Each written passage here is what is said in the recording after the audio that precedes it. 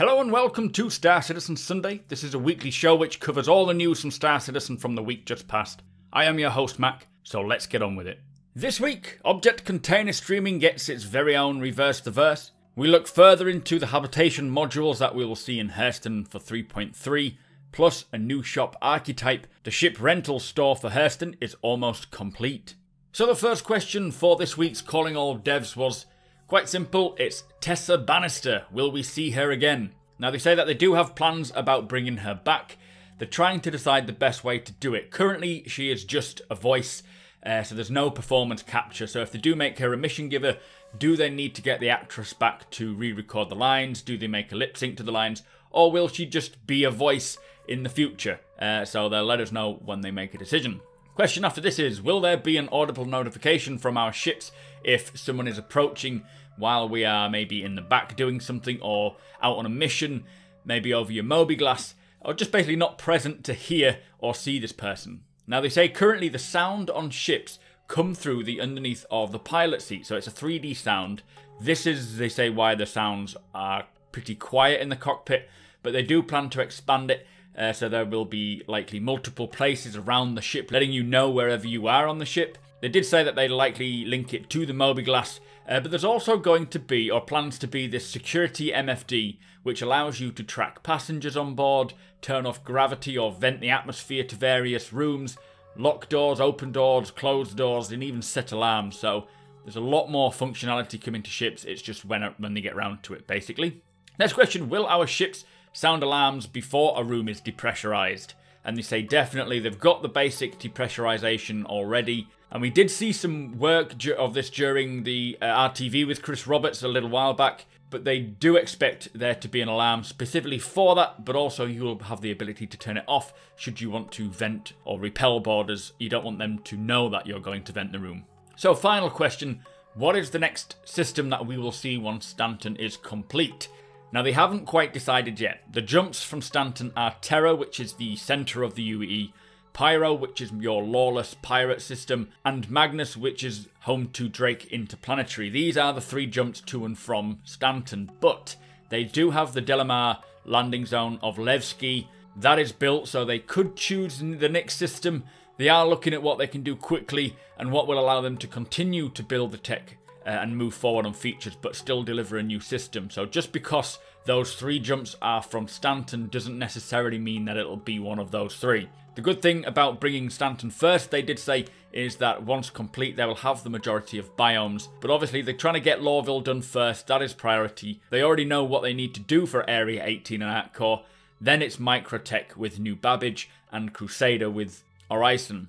After that, they will look at the next system, but I am working on a video right now which looks at the possibilities of each system and what they could bring to us, so do keep an eye out for that and make sure you hit subscribe so you don't miss out.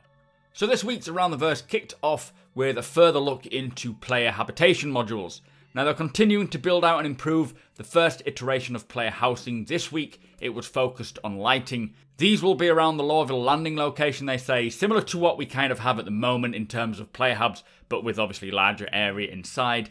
I doubt very much that we'll be able to purchase them anytime soon, but it's nice to see the progress. And we got to see a little walk around the location which holds them, which is the lobby area and the rooms themselves. They do look incredible. I really cannot wait to get in these.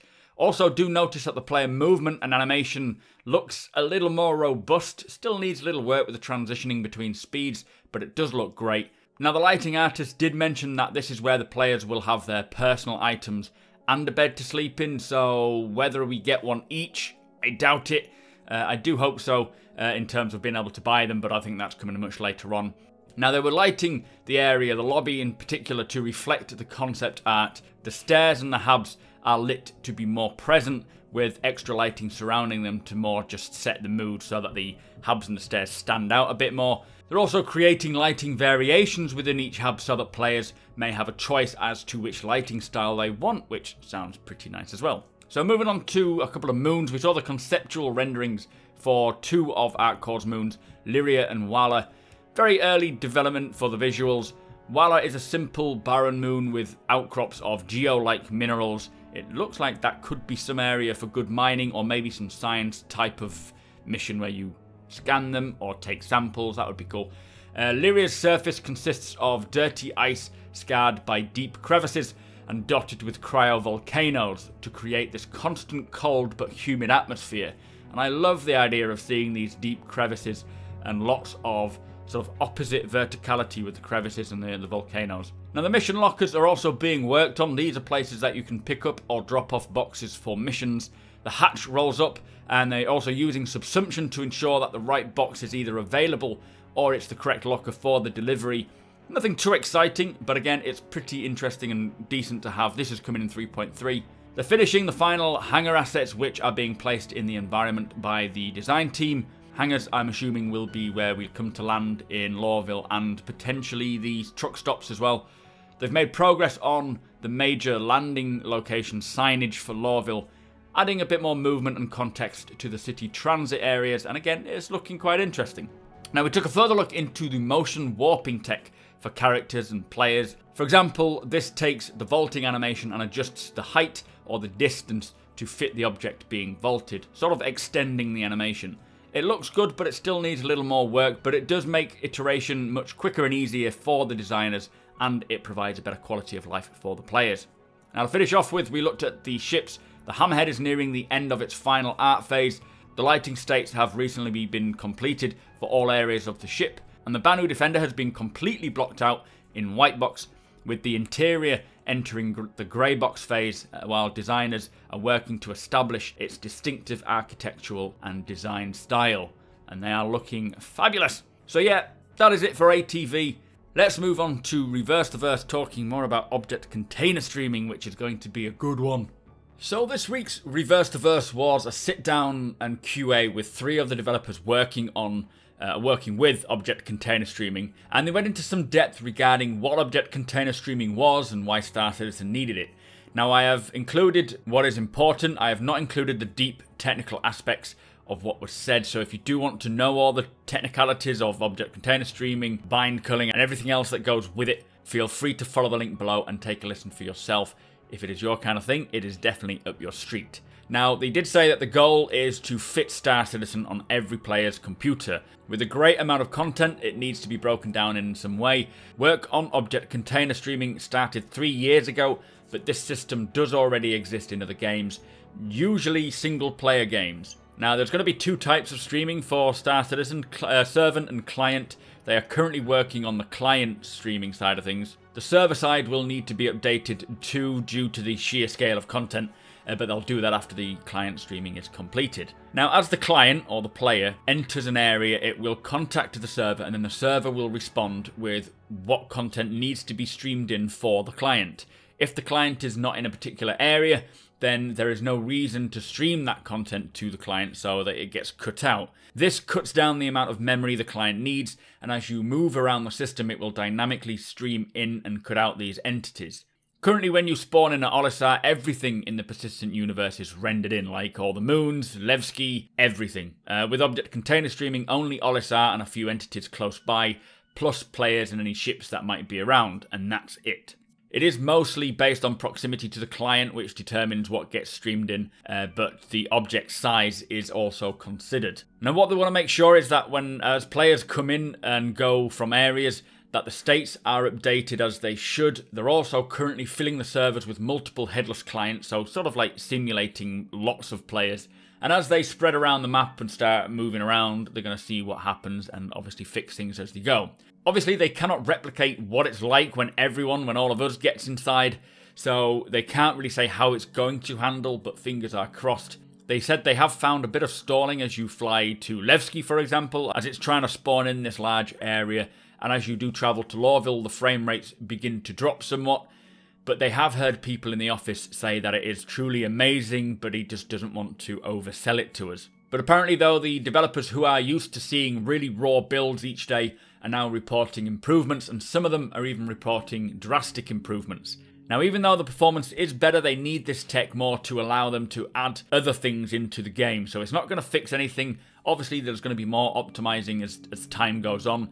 Object container streaming is just a foundational tech which allows them to expand the game. So obviously as they add more stuff, the performance could still take a hit. Now they did say it is just too unpredictable to determine what it's going to be like for each individual player in terms of performance, as there are just too many variables with people's computers. Anyway, quick Q&A. So, will this increase the player count? Now, unfortunately, they say they're not going to increase the player count this time. They're keeping it at 50. When they go onto the server-side streaming after they've worked on the client stuff, that should help increase the player count, which is a shame because I can't remember who it was. I think it was Chris that mentioned that we should be getting maybe 200 players. That is no longer the case. Next question, how will long-range scanning work? Now, they said that the long-range scanning is basically you will scan the view in front of you, and then it will just ask the server what should be there, and then it will send back the data and allow you to see it. Next question is, why split client and server streaming? Why not just do them at the same time? Server-side streaming requires extra tech that they just don't have at the moment. The client side brings some of the benefits now, but they need more persistence to get the server-side streaming worked on. Does object container streaming affect view or draw distance? No, they say the range that the entities get streamed in and out of going to be made literally like a pixel in size. You may see a very light popping, but nothing that's going to be too obvious. Next question, what is the current improvements already? Now they say it does take a lot less time to load into the game, meaning developers can actually iterate faster, and obviously we have heard they have seen some improvements in frame rates, but they can't say it's going to happen for everyone. Next question is, what components will it affect on our PCs? Now it's mostly a RAM improvement, so your random access memory, but it will also help your CPU a little, but nothing GPU side.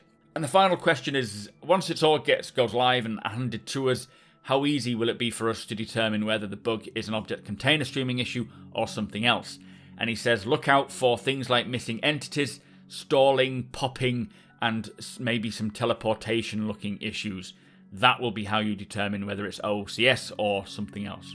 Now, to finish off with, Jared did say that this is a massive undertaking which touches all aspects of Star Citizen, so do expect to see issues when released. Please have patience and ensure that you are reporting bugs to the Issue Council. We are all part of this together, so let us help find those issues and get them fixed as quick as possible. Anyway, that was RTV, the gist of what they said. As I said before, if you want to get more technical about it and learn exactly what each thing does and how it works, by all means watch it for yourself, guys. The link is below.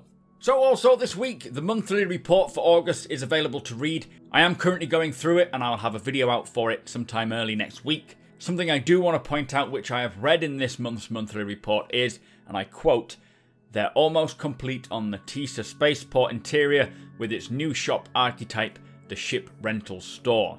Now this does not mean for certain we will get ship renting or buying in 3.3, but it is sure a good sign that we might do.